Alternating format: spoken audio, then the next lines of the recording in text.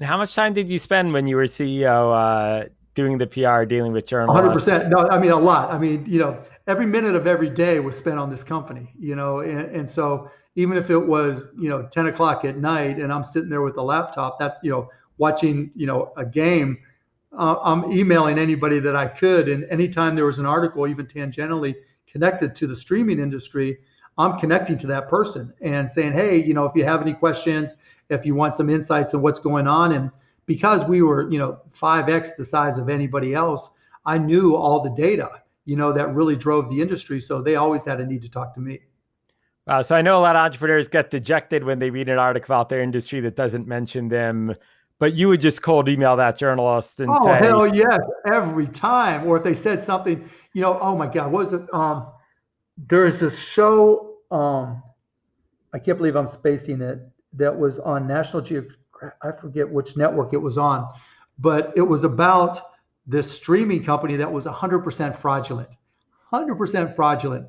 And I knew it was fraudulent when it happened. Just like I knew when Enron got into the bandwidth business, I was like, this shit ain't going to work, right? And so, I'd see these articles talking up this other company because the guy was a smooth talker, but had no idea what he was talking about.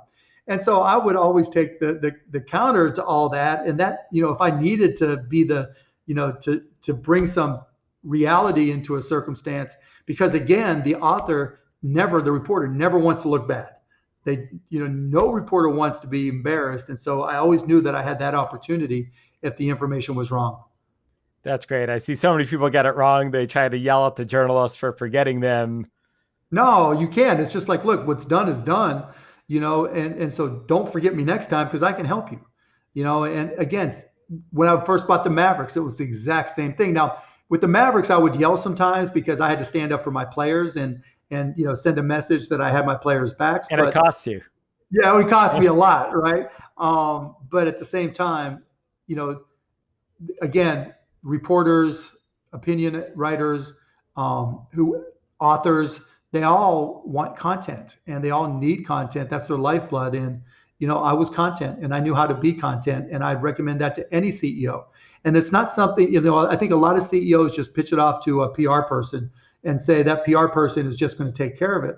But the reality is, what happens in that process is that PR person, unless they already know your business for some reason, you have to explain everything to them.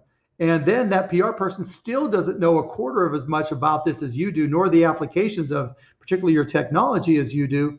And so every time they bring in a potential opportunity, you still have to go through that whole explanation as if you had cold called them yourself, And so, it's not to say that PR people don't have any value. There's certain times when they have access to reporters or something that may be people that don't return your emails or cold emails or calls. But I think more often than not, even when nobody knew who I was, if I emailed somebody and just said, hey, I can help you, they at least will return the email.